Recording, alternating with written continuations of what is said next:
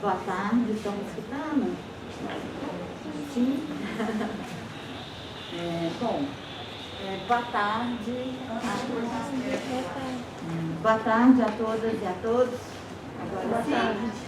Boa tarde, gente.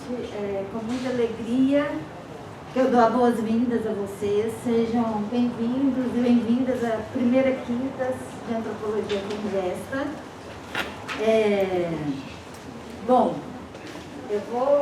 Meu nome é Ana Flávia Moreira Santos, sou uma das coordenadoras do GESTA, Grupo de Estudos em Temáticas Ambientais, junto com a professora Andréia Zuri e a professora Raquel Oliveira, né? Antes de chamar nosso professor convidado deste mês, né, de maio, eu gostaria de falar algumas palavras sobre o que motivou, né, esse evento, ou essa série de eventos que a gente pretende, na verdade, fazer durante esse ano de 2022, né? Em uma quinta-feira do mês de abril de 2001, a professora Andréia Zuri se reunia com um grupo de alunos e alunas do curso de Ciências Sociais, né, em uma pequena sala aqui da Fafiche UFMG, né? Esta que seria a primeira reunião do futuro Grupo de Estudos em Temáticas Ambientais, o GESTA, né, foi motivada por um objetivo prático: ler, analisar e comentar, desde a perspectiva da antropologia, os estudos ambientais do projeto de uma central hidrelétrica que iria ser construída em Aiuruoca, né, município natal da professora Andréia, né, e que soterraria trechos de Mata Atlântica, territórios e parte bastante significativa do patrimônio cultural daquela região, né?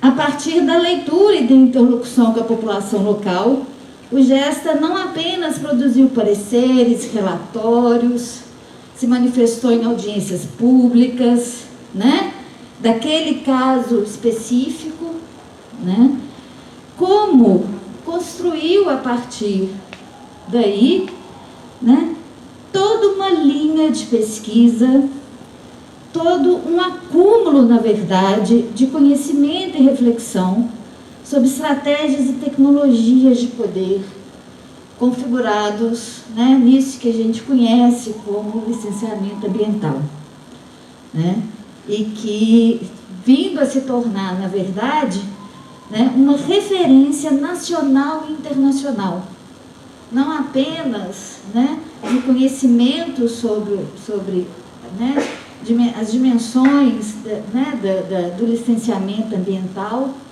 como, digamos assim, dessas estratégias de poder, das tecnologias, né, e desde então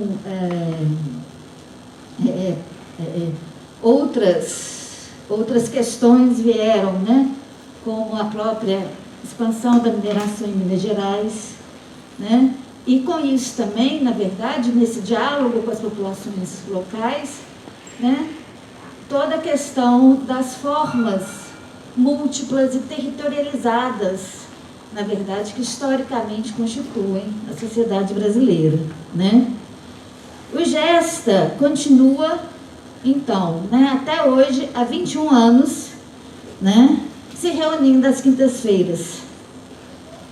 E o Quinta de Antropologia, com GESTA, foi pensado não só para manter esse ritual, mas para celebrar, na verdade, todo esse percurso, né, que, como eu disse, de 21 anos de trabalho, de dedicação à pesquisa, de dedicação à extensão e ao ensino, né? E da produção de um conhecimento que continua sendo feito na interlocução, digamos assim, com as teorias, os conceitos, né, que são compartilhados num campo de saber, que é a da antropologia, mas também na interlocução com grupos, com sujeitos, e que apresentam suas questões, que são questões bastante práticas e pragmáticas, né?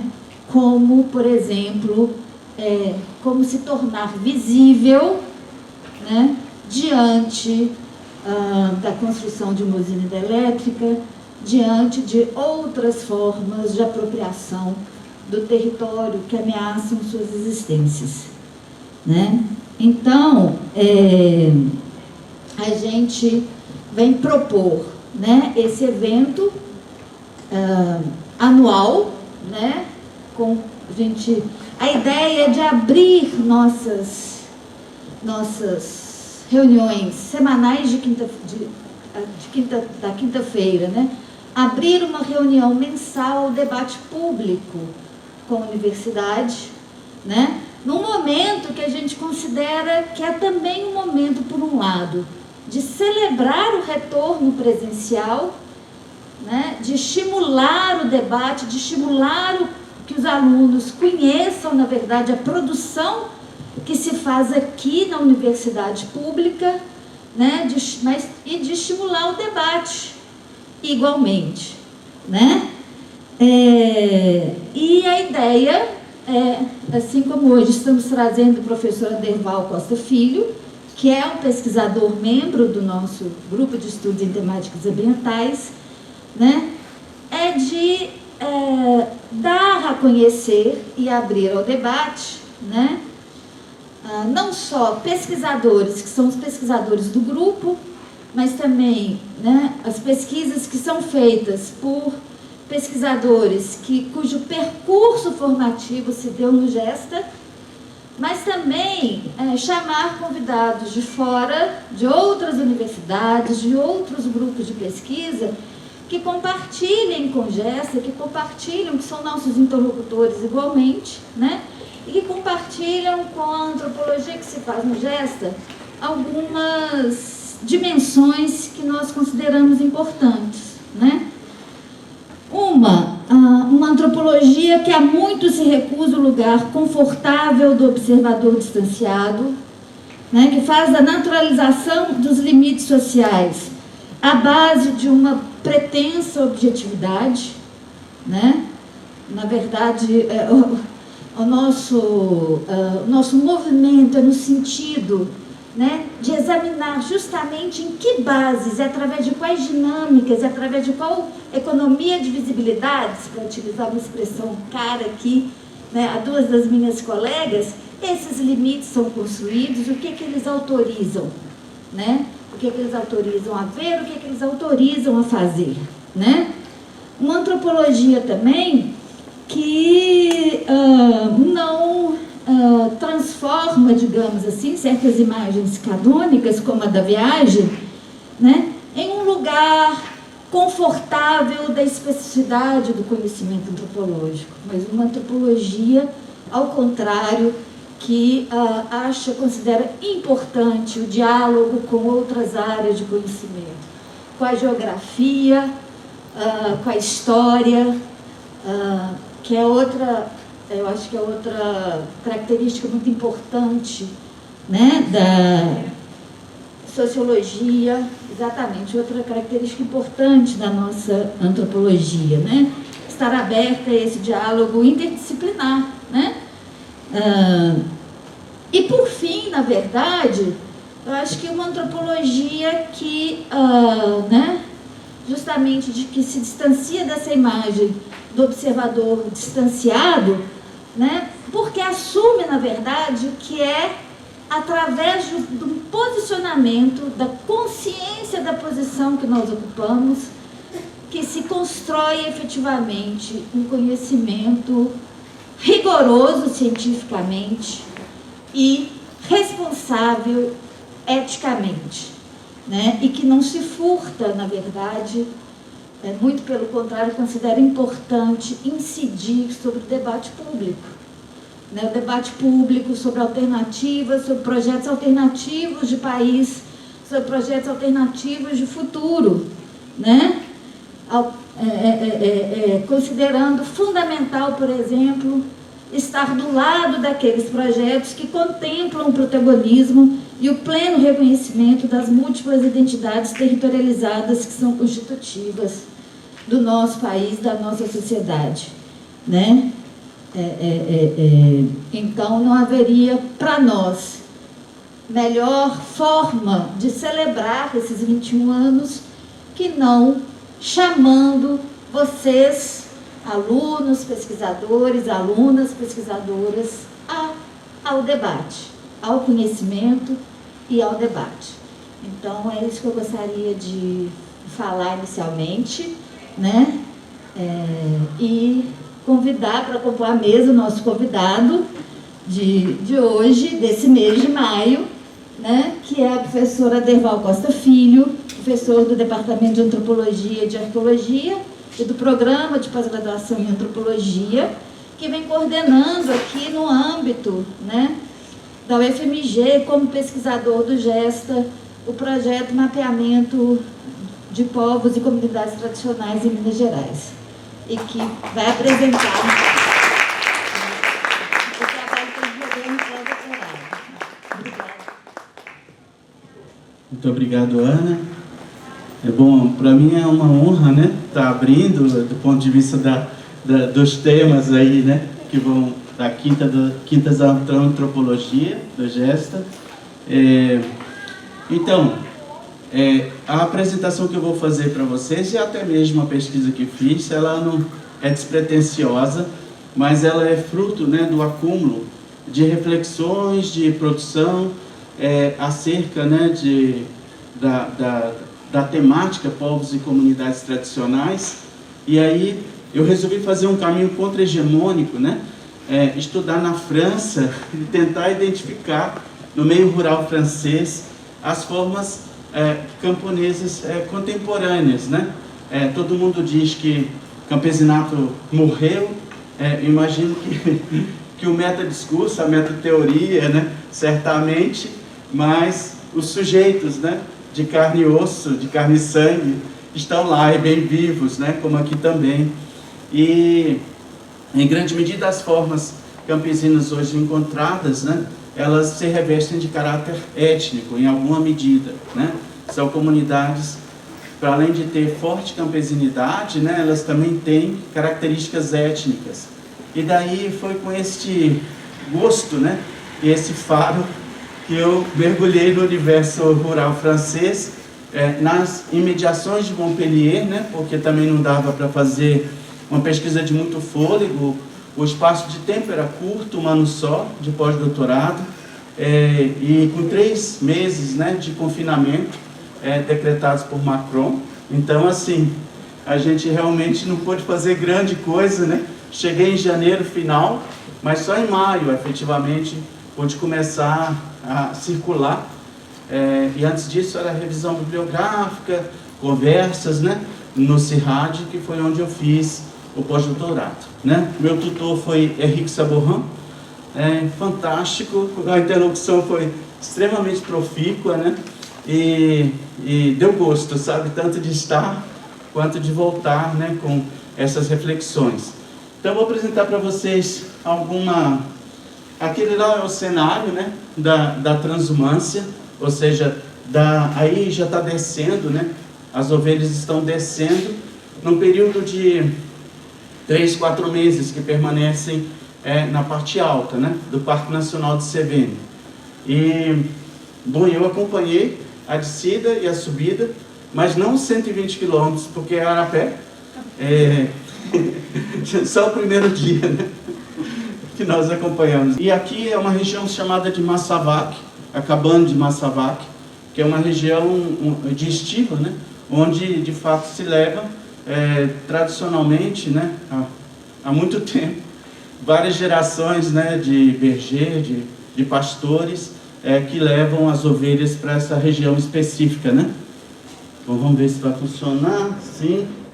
Bom, o objetivo então é caracterizar a prática e o modo de vida dos criadores de ovelhas, pastores e coletivos em França, particularmente aqueles que exercem essa transumância, subir e descer, anualmente, essa permanência sazonal na região de estiva, né, que é nos pastos de verão, sobre a montanha, né?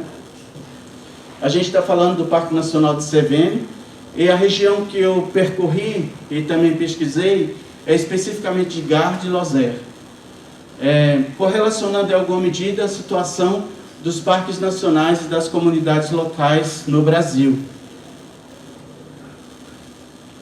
Os aspectos de maior interesse é o sistema de uso comum de recursos, né?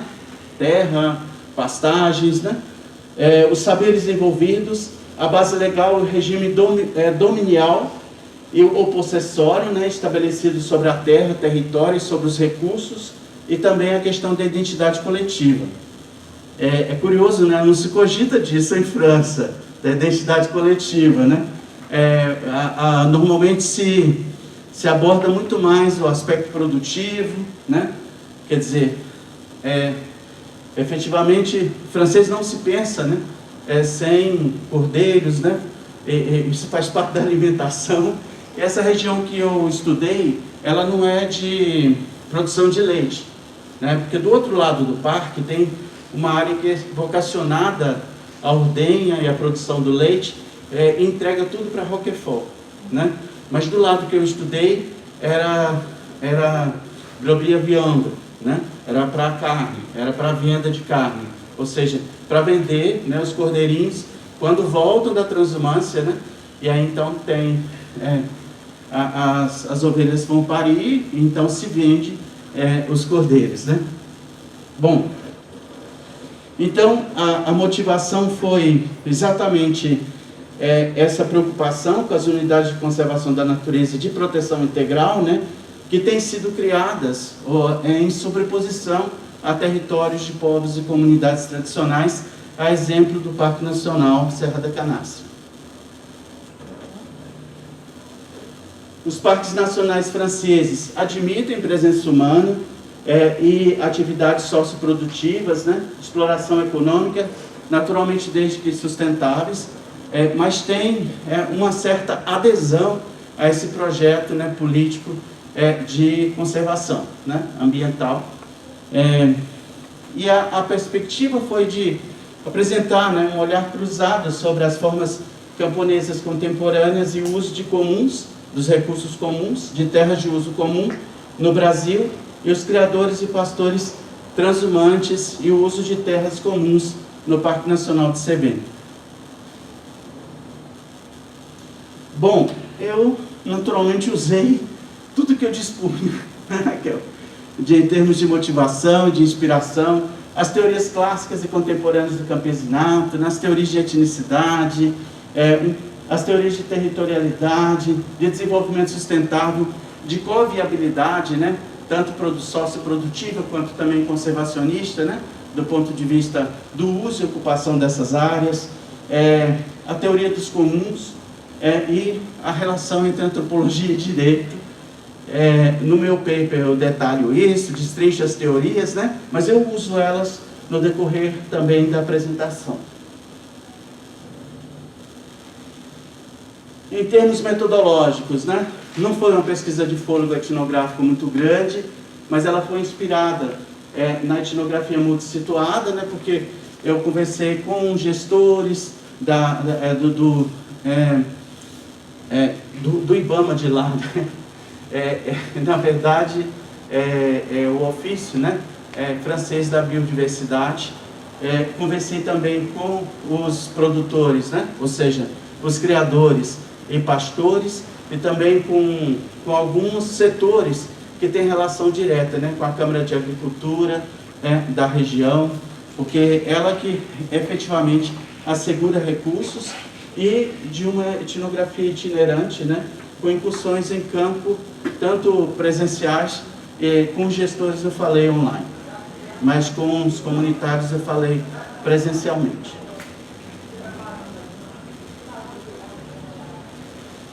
A gente fez uma revisão da bibliografia disponível, com ênfase no Pacto Pastoral Intercomunal Causes-Égaux-Cévennes, Terras Solidárias, né?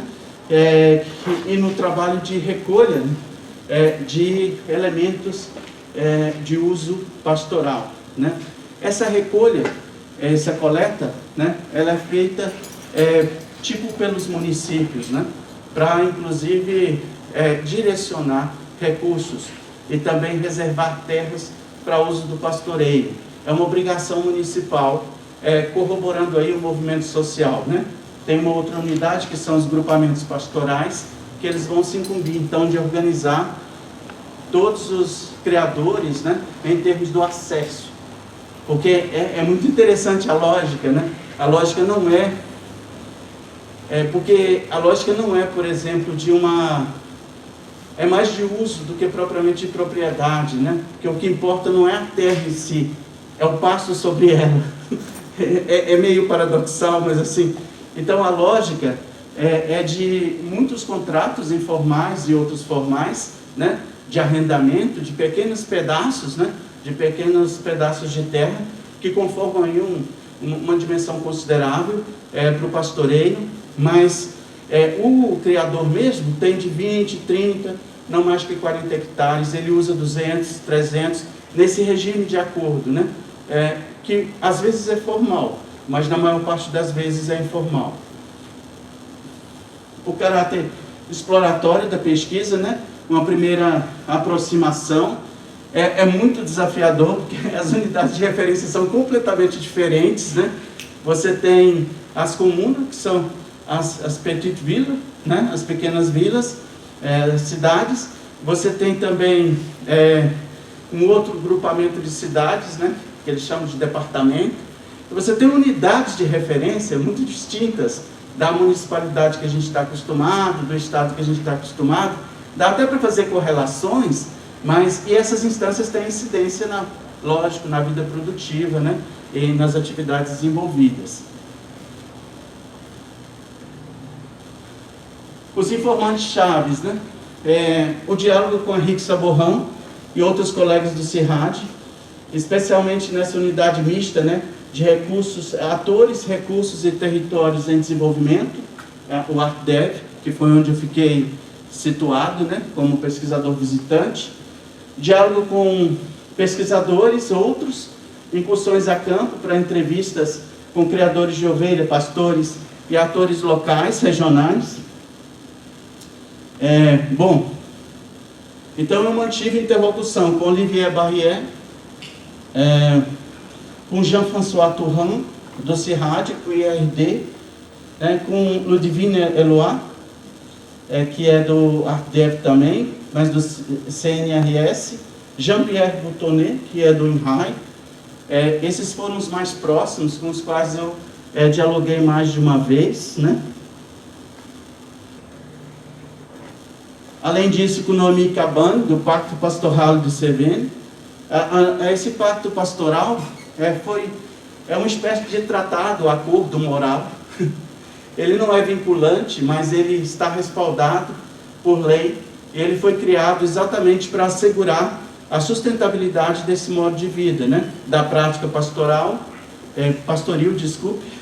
e das condições de reprodução desse modo de vida. Com os criadores e pastores Rémi Lenhard, Christian Boulet, Bernard Grier, Florent Couder, Jean-Marie Molière, Annie Palais, Patrick Maillet, Etienne Sertoirat. Esse aqui, além de pastor e criador, ele é mestre no adestramento de cães pastores. Então eu fiz várias incursões nessa fazenda de adestramento de cães para poder entender qual que é a lógica, né? E aí eu descobri que um pastor sem seu cão não é nada. Na verdade, o cão trabalha muito mais que o pastor, né? Efetivamente. Conversei também com Caroline Delely Goulart, que é do monitoramento e avaliação de áreas protegidas, né? Da direção de áreas protegidas do Ofício Francês de Biodiversidade, com Rémi Chevènement, que é diretor do Parque Nacional de Cévennes, e Julien Boucher, que é encarregado do agropastoralismo, né? Que é um setor que cuida da interlocução e da construção de condições de reprodução desses modos de vida dentro do parque. Bom, parques, acesso e usos de recurso, Cévennes.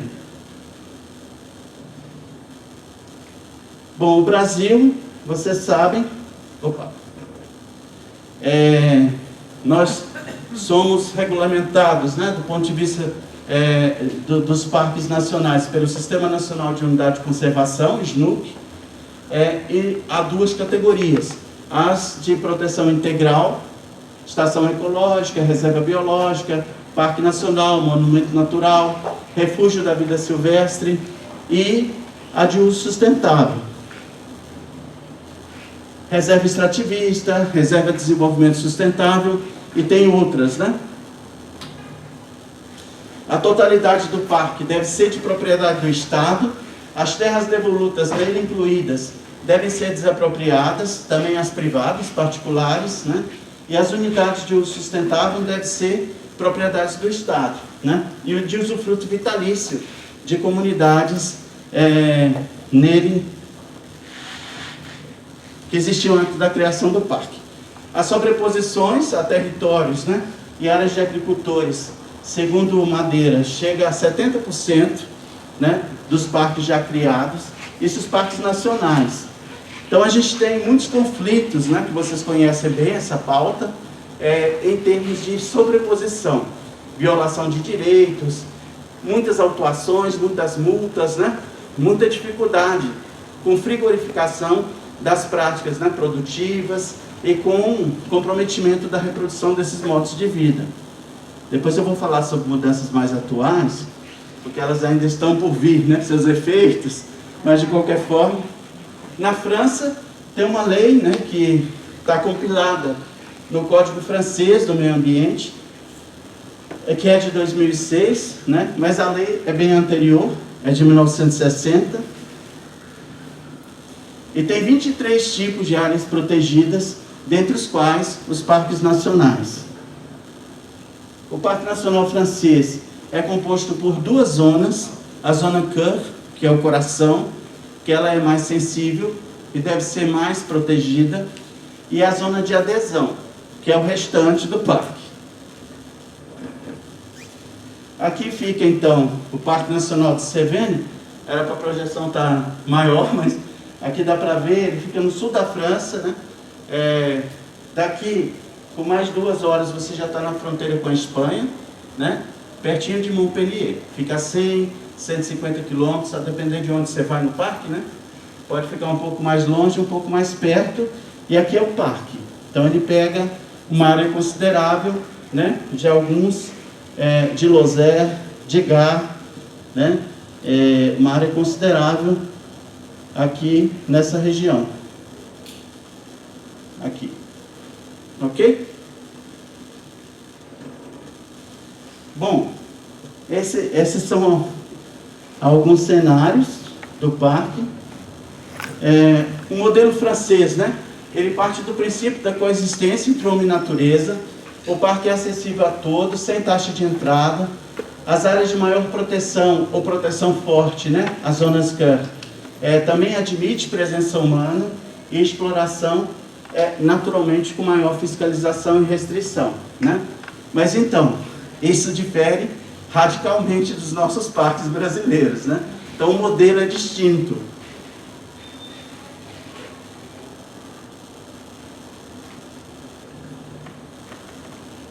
Existe uma coisa que opera no ordenamento do parque, que são as unidades pastoris de altitude. É uma porção do território, né?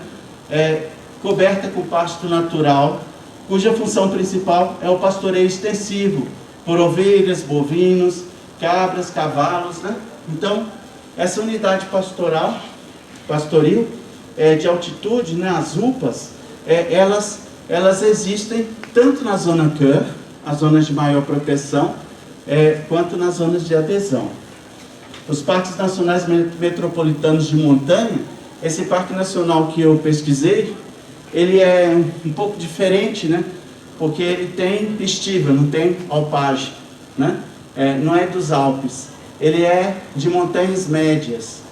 É muito parecido com as montanhas daqui, então eu fiquei mais ou menos em casa, né? Mas num cenário um pouco diferente, como vocês estão vendo pelas fotos, né?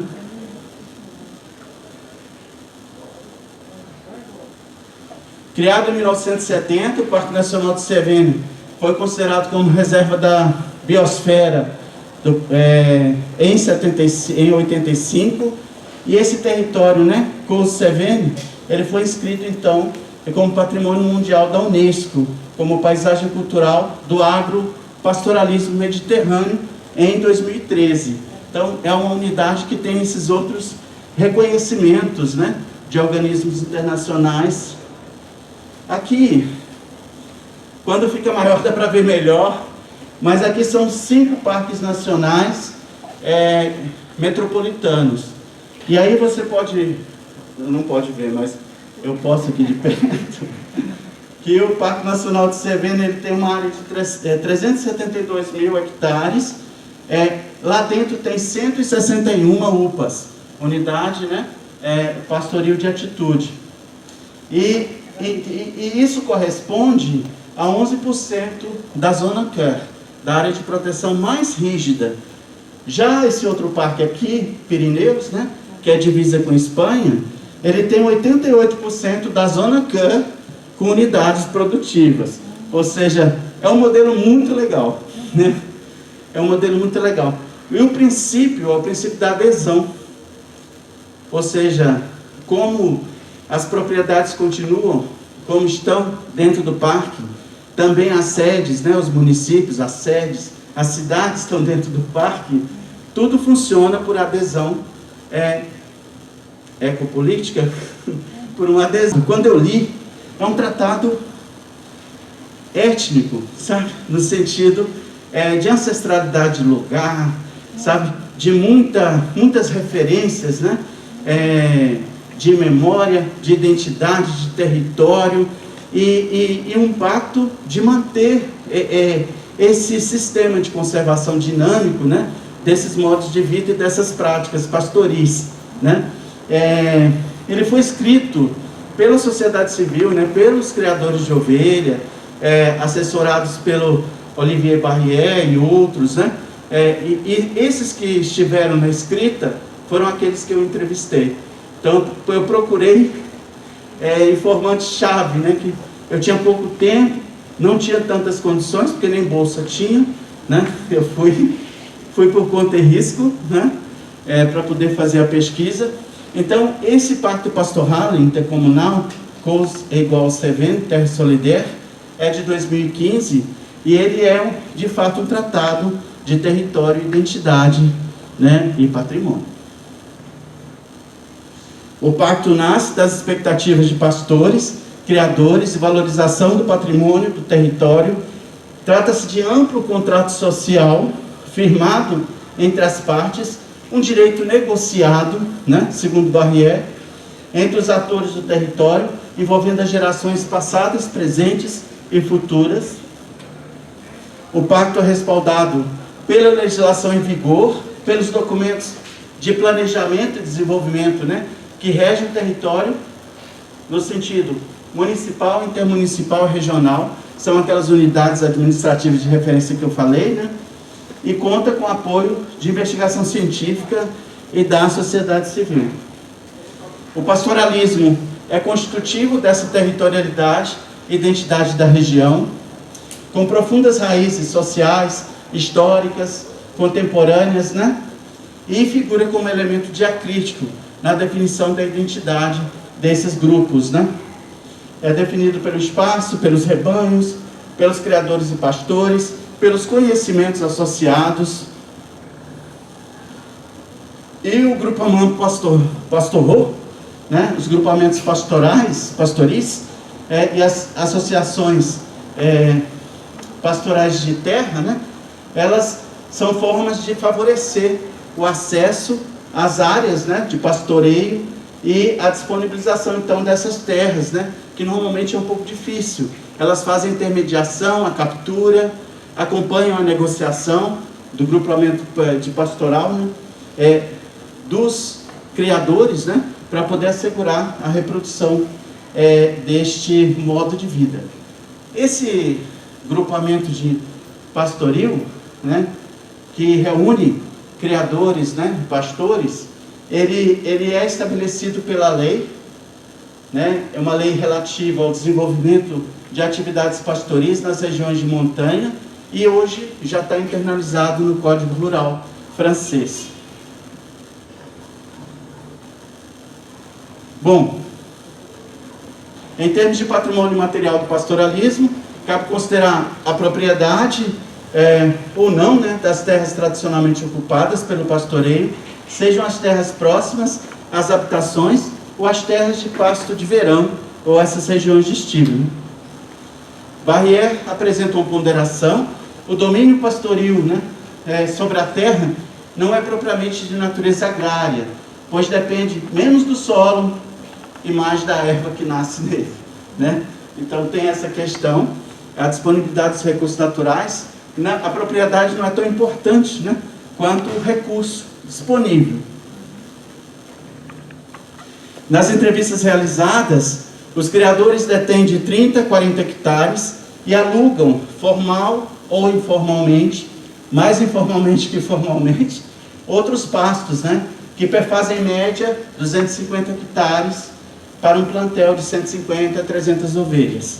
Né? Poucas ou raras cabras. Ali é uma região que não tem muita cabra, essa região que eu estudei.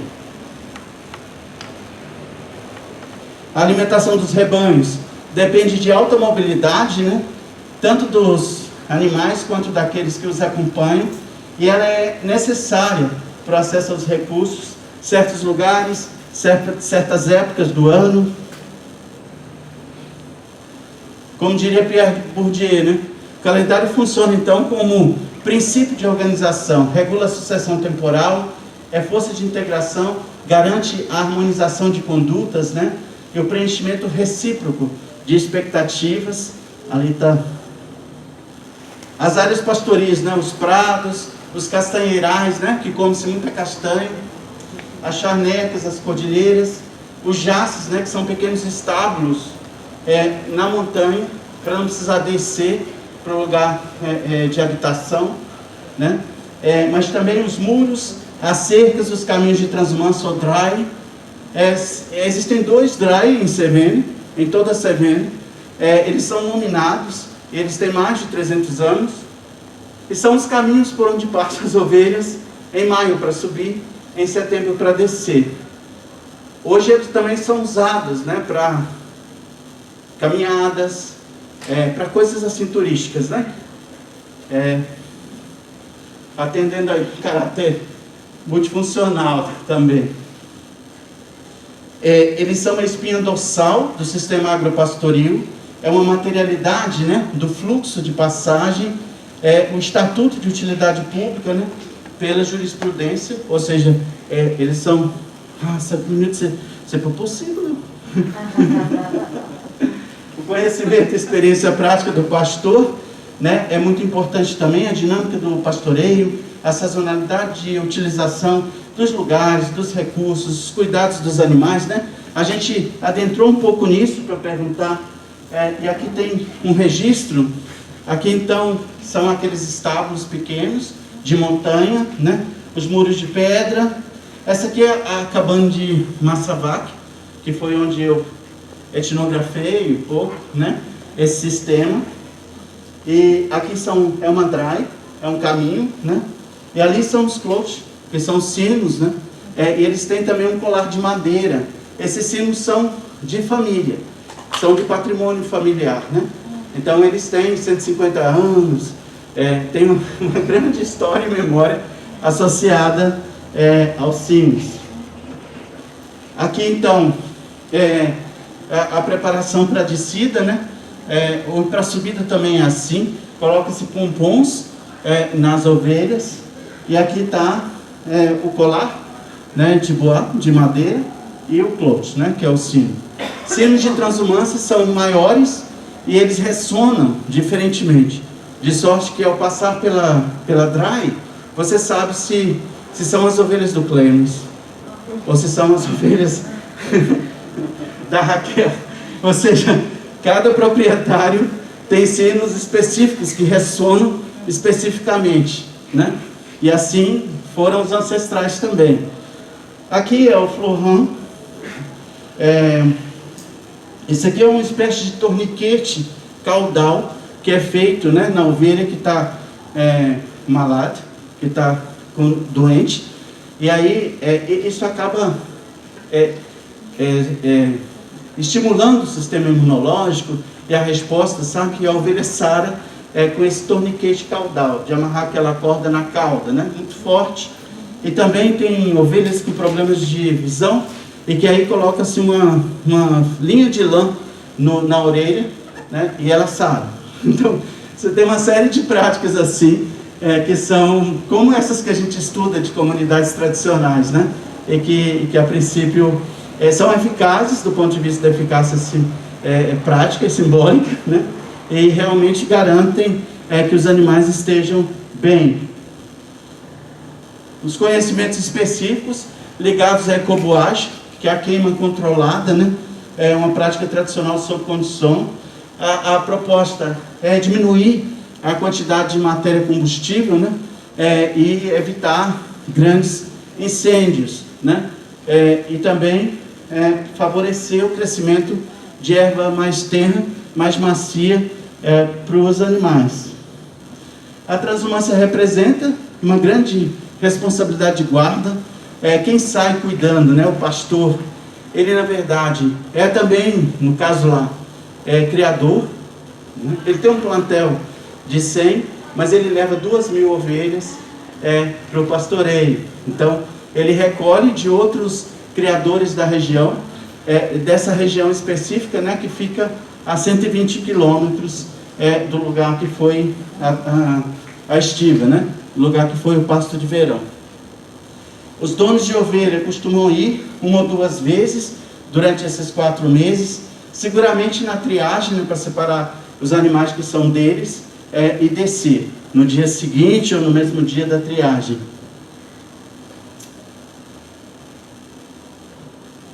Outro aspecto importante é o caráter festivo, né, e ritualístico da subida e descida.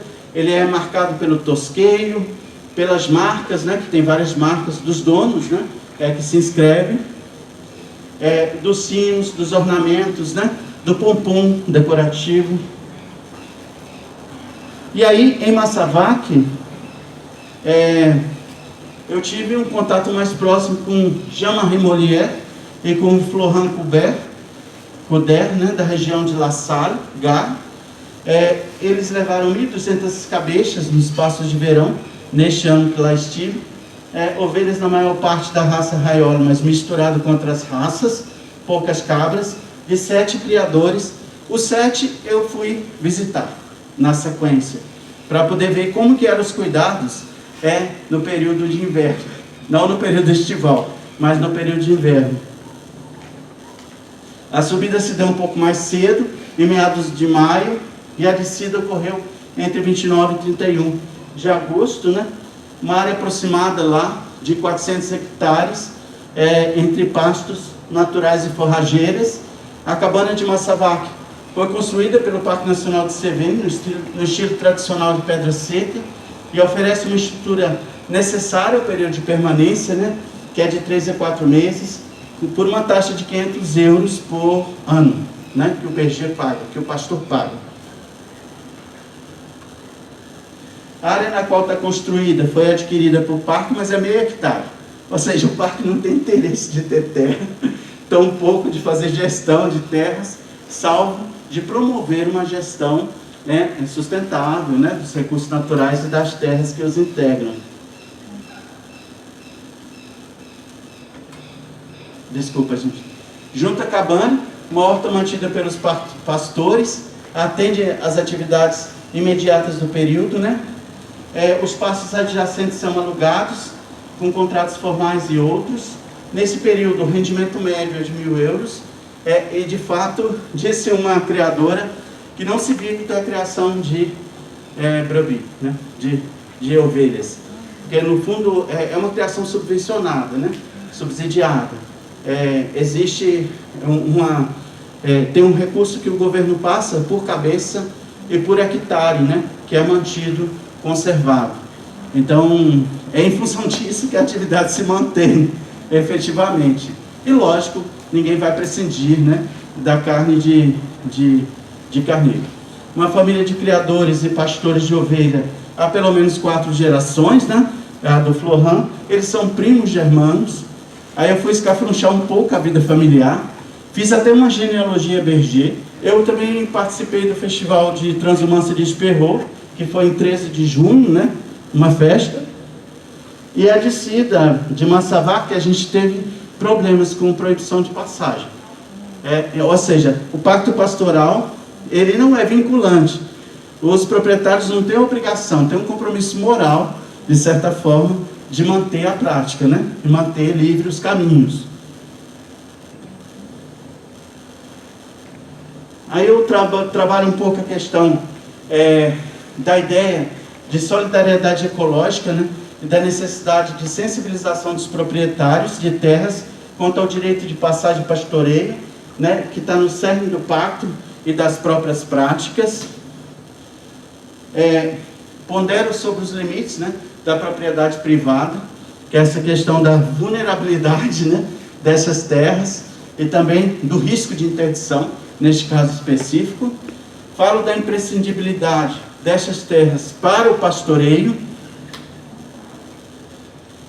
E Barrière entende o território como bem, olha só como que a gente conhece isso, que não deve ser apropriado a partir de lógica de mercado, mas como patrimônio ou herança destinada a ser transmitida às gerações futuras, né?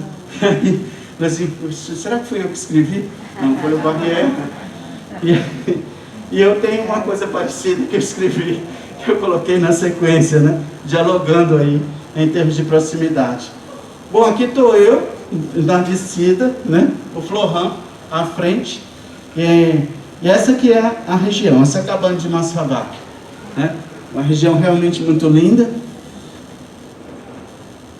Aqui é o colar de madeira, né? E o cloche, que é o sino. Aqui é Florac. Aqui são os muros, né? De pedra. E aqui é o Monte Aigual, né? Que é um monte maravilhoso. Tem uma estação de esqui e tudo mais, mas eu não fui lá na época do frio, não. Essa genealogia, né? Mas é muito simples, porque eu peguei só a família do Florent e a família do Jean-Marie, né? E com alguns colaterais, e aí eu marquei de azul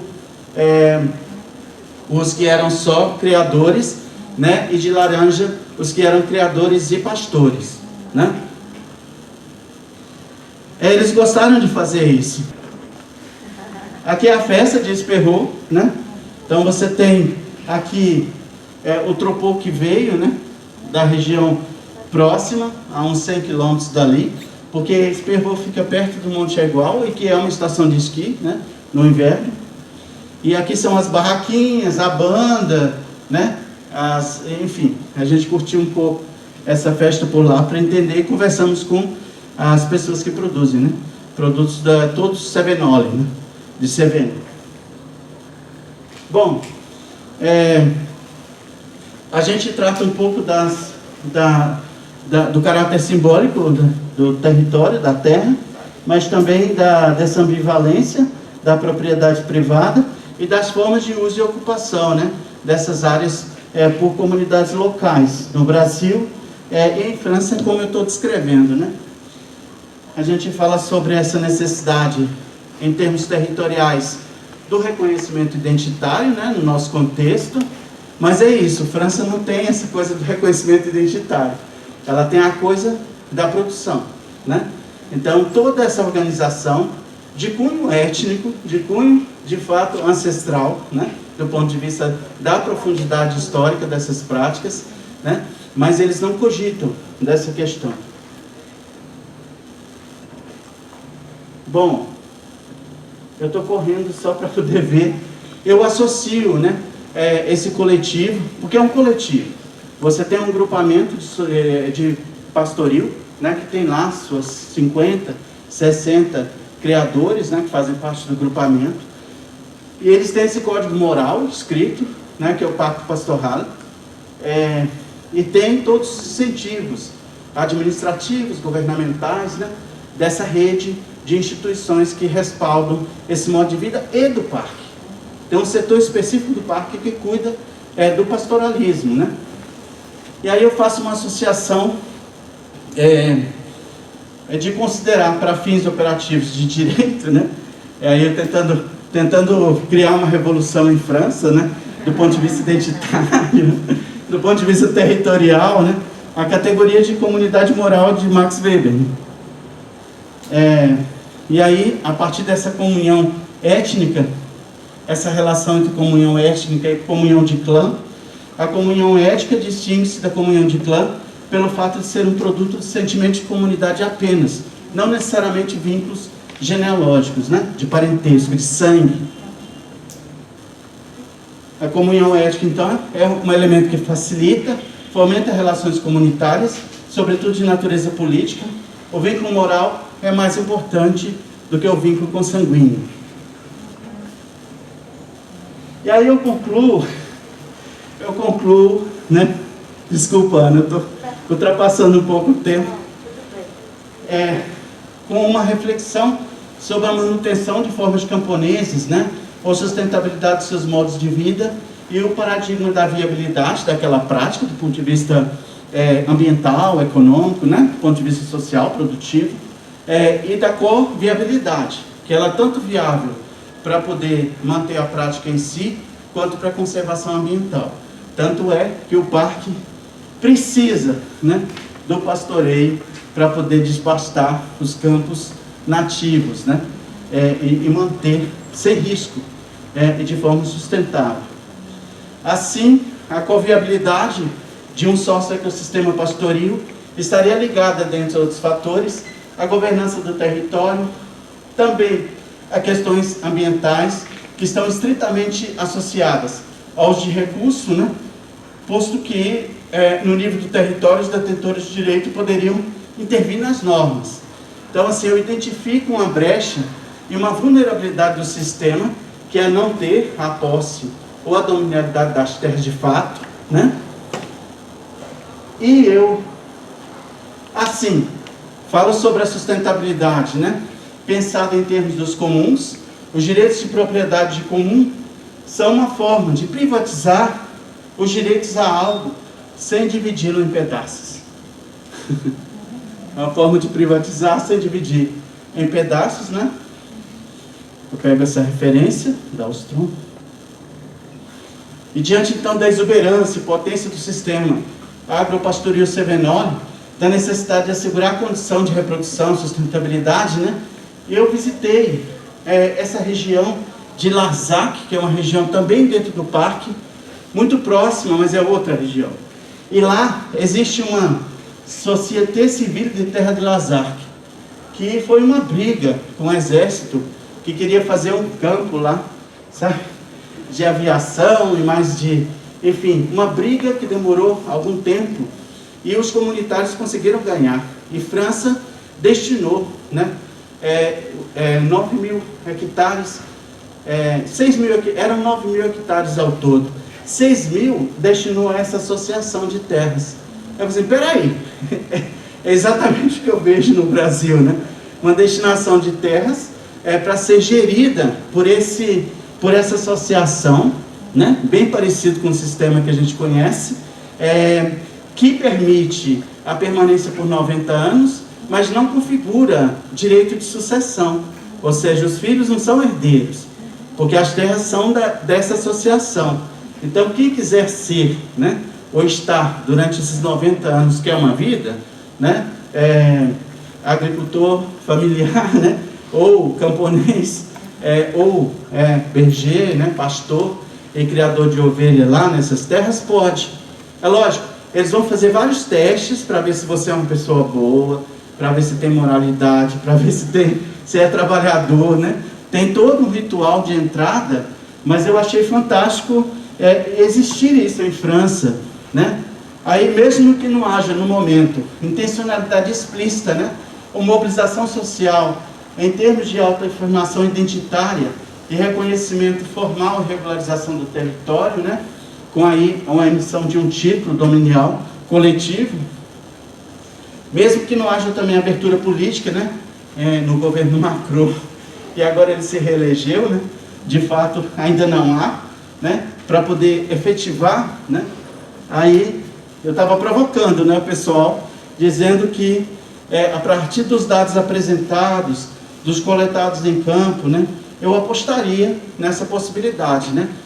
E a gente está às voltas, em termos das unidades de conservação no nível global, de criar outras medidas além das já criadas. Então, existe uma determinação nesse sentido.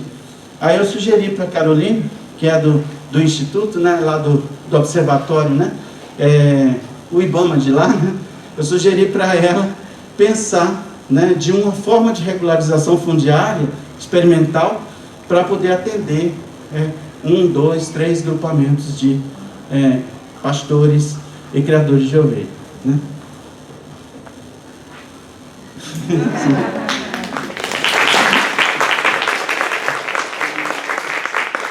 Esse aqui é o Bernard Grier, aqui sou eu e aqui é o Xian, o cão pastor.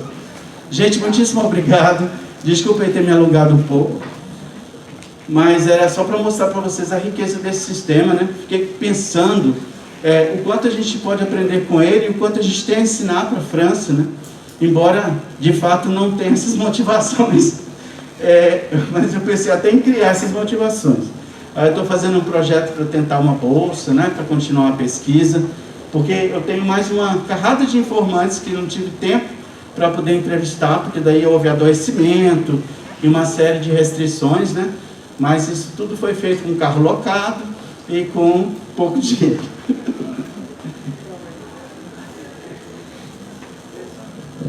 Obrigada, Derval.